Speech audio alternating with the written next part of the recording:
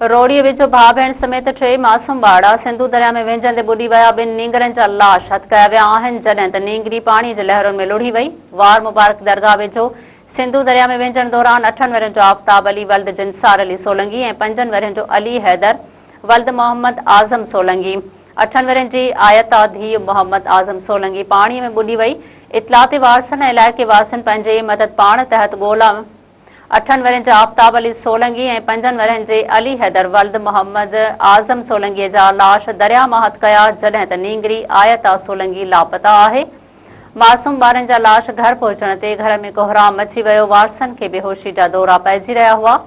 ॿिए तरफ़ 8 वरियनि जी नींगरी आयता धीउ मोहम्मद आज़म सोलंगी अञा ताईं लापता आहे, जंहिंजी लाश जी ॻोल्हा जारी आहे। वारसनि इल्ज़ाम हणंदे चयो आहे त वाक़िए जी बर वक़्ति इत्तला बावजूदि रेस्क्यू 112 जी टीम देर सां पहुती ऐं सिर्फ़ रस्मी कार्रवाई कंदे लॉन्च जा 2 चकर हणी वापसि हली वई, जंहिं सबबि लापता नींगरीअ जी ॻोल्हा मुतासिर थी आहे।